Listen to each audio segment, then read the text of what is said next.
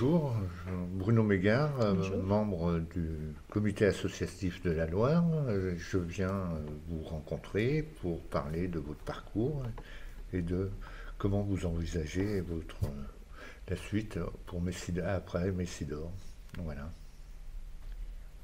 Bonjour, je suis Olivia, je suis ouvrière à Messidor depuis octobre 2018. Actuellement, je suis en service, je suis en multiservice, en équipe multiservice.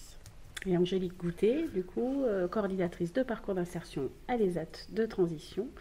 Et j'accompagne Olivia dans le cadre de son parcours.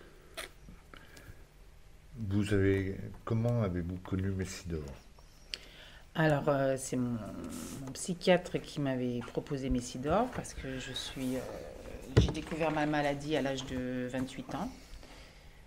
Donc après, j'ai essayé quand même de travailler en milieu ordinaire. J'ai fait un peu d'aide à domicile. J'ai essayé plein d'autres choses, mais je voyais que j'avais des difficultés. Je suis restée aussi longtemps sans travailler à cause de la maladie.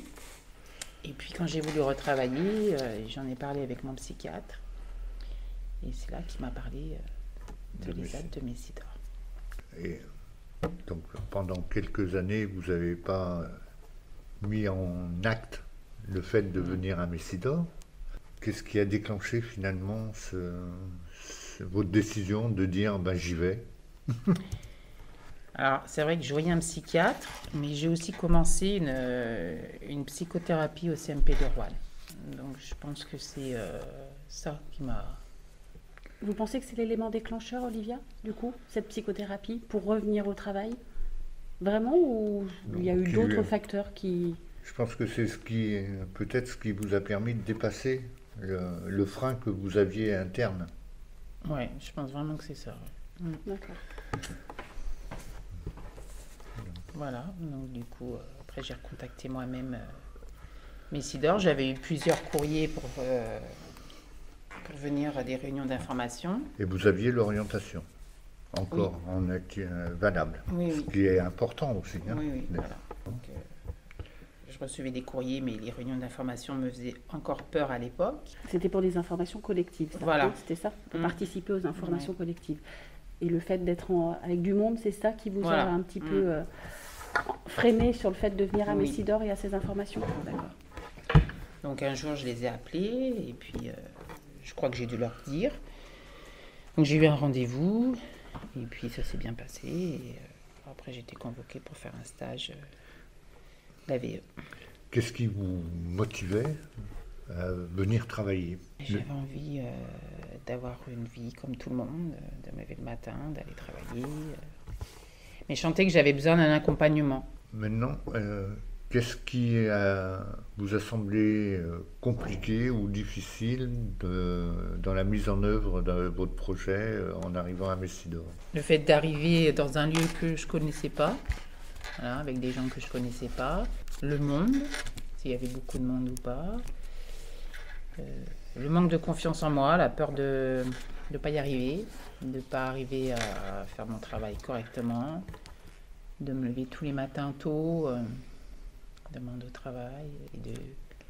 Au début, je disais toujours, je ne vais pas tenir, je ne vais pas y arriver. Voilà, à Frédéric, je répétais tout le temps ça, j'ai peur de ne pas tenir, j'ai peur de ne pas y arriver. Et puis, finalement, ça s'est très bien passé. Vous avez démarré, vous étiez à plein temps ou... Non, j'étais à mi-temps, je travaillais tous les matins. Et vous avez fait le réentraînement au travail au départ? Voilà, hein, l'UR. Pendant combien de temps? Du coup. Eh bien, moi, à l'UR, j'y suis restée 1 an en tout. Oui.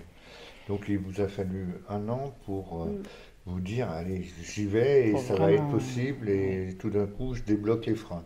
Alors après, Frédéric a été bien à l'écoute avec moi parce qu'au bout du 4e mois, je suis allée petit à petit en fait. L'augmentation du temps de travail s'est fait progressivement. Voilà. D'accord. Je voulais intégrer l'équipe hors les murs à Euroclip. Là-bas, elle travaillait à Euroclip et je suis allée une matinée de temps en temps. Voilà, ça a été petit à petit. Très progressif. Voilà, et c'est tout à fait ce qu'il fallait pour moi.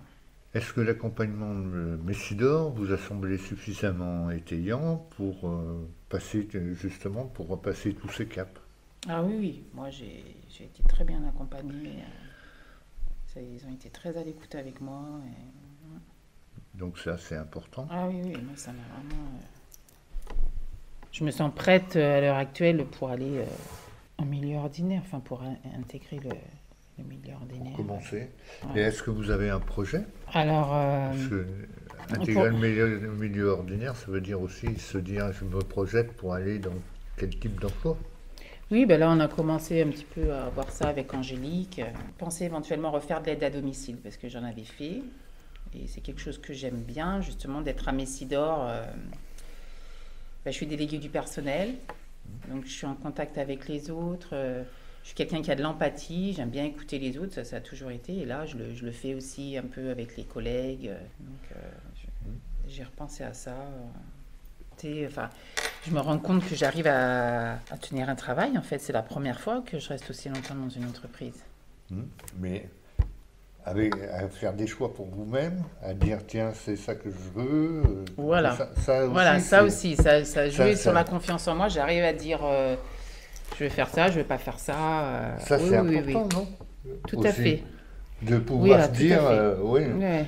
Donc, et ben ça s'appelle le pouvoir d'agir et le rétablissement. Voilà, d'accord. Ah bah oui, non, mais ça m'a.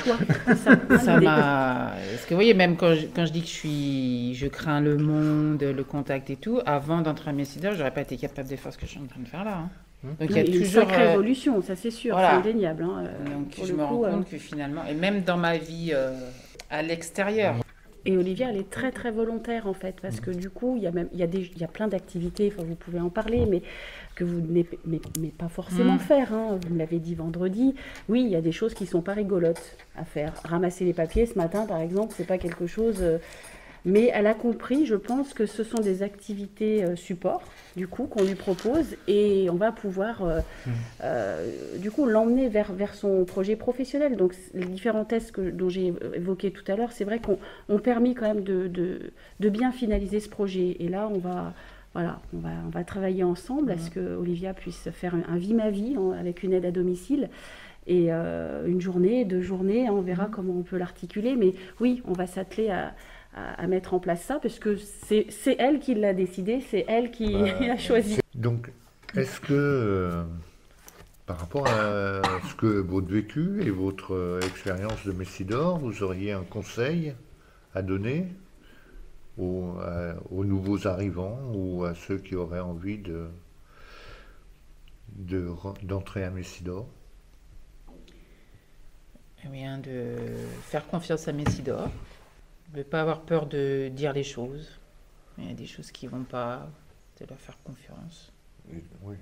Et de vous faire confiance aussi. Et de parler de ses difficultés. Voilà, aussi, de ne pas avoir peur de leur en parler quand ça ne va pas, quand ça va, de dire que ça va, et quand ça ne va pas, d'arriver à le dire aussi. Dans le cadre de votre parcours, Olivia, est-ce que vous avez suivi des formations? Et si oui, est-ce que vous pouvez nous en parler, nous dire de quelle formation il était question? Et qu'est-ce que ça vous a apporté du coup? Alors j'ai fait d'abord une première formation geste et posture, donc ça m'a beaucoup apporté. Puis j'ai des problèmes de dos, donc voilà, ça m'a permis de faire attention, de prendre les bonnes positions dans le travail pour se préserver. Et puis j'ai fait aussi la formation SST, soins santé au travail. Je me souviens d'une réflexion que vous aviez faite en disant ah oui, en fait, quand les gens sont absents, finalement, ça a une incidence aussi sur notre travail, parce qu'on doit pallier aux absences. Et en même temps, financièrement, on peut moins en faire. Donc, je me souviens de votre réaction. Oui, c'est vrai. Du coup, oui, Olivia, pour vous, vous avez pu nous dire que le fait de participer à ce CVS, d'être élu, ça a déclenché quelque chose chez vous. Donc, est-ce que vous pouvez nous en dire un petit peu plus de ce déclenchement par rapport à la pérédance que vous avez pu dire tout à l'heure aussi?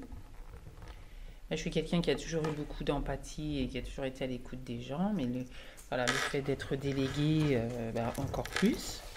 C'est ça qui m'a permis de me rendre compte que je pourrais éventuellement le faire en milieu ordinaire.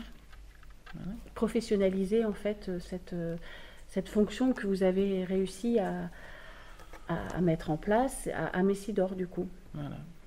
Ça, naturellement, vous aviez à cœur de montrer que malgré le handicap psychique, la vie était possible. Ah oui, ça c'est sûr. Et c'est un regard des fois un petit peu dur. Voilà, parce que tant qu'on n'a pas vécu cette maladie, moi je pense qu'on ne peut pas comprendre. Alors après, toutes les personnes handicapées psychiques ne sont pas en capacité de l'exprimer. Mais moi je me suis rendu compte que j'arrivais à le faire en fait. Donc oui, parler les difficultés qu'on peut rencontrer pour que ce soit mieux compris, parce que des fois c'est mal jugé, les gens sont un petit peu durs. Ouais. Même des fois, je me dis, je préférerais avoir un handicap physique qu'un handicap psychique, parce que le handicap physique, les gens le voient. Donc ils ont plus d'empathie, plus de compassion pour eux que pour nous. Et plus de compréhension. Voilà. Et puis, je pense que le handicap psychique, en règle générale, il fait peur aussi. C'est complètement idiot, mais d'où l'intérêt de déstigmatiser, sensibiliser, ce qu'on fait au quotidien. Nous, encadrants, quand on vous envoie en entreprise, en mise à disposition, avant, on a travaillé avec l'entreprise pour justement déstigmatiser tout ça. Mais c'est sûr que c'est pas facile, évidemment, pour vous qui vivez ça au quotidien. Globalement, on est dans une société de plus en plus inclusive pour le handicap. Et on est amené de plus en plus à intervenir auprès des entreprises, puisqu'on a développé même Messidor Conseil et tout ça, pour permettre que, effectivement, l'intégration des handicapés, tout handicap, au-delà du handicap psychique, puisse être amélioré dans les entreprises. Et c'est une action très très importante et qu'on développe de plus en plus à Messidor. Oui, en tout cas on y participe, ça c'est sûr. Après, il restera toujours malheureusement des gens qui sont réfractaires. Voilà, c'est évident. Mais votre voix est aussi importante que la nôtre, encadrant, ou, par le biais de Messidor Conseil ou autre. Évidemment que vous, par votre travail, de toute façon, vous montrez que c'est possible. Tout à fait. Donc c'est ça qu'il faut relayer. Enfin, c'est cette voie-là qu'il faut relayer, en fait. C'est clair. Vous avez bien raison de le dire. Il y a quelque chose en termes de management qui est dire intégrer des personnes handicapées, quelles qu'elles soient, c'est un plus et pas un moins pour l'entreprise, puisque accepter la différence de l'autre, ça crée des dynamiques et ça crée de l'empathie, même dans l'ensemble des équipes, et ça c'est un plus.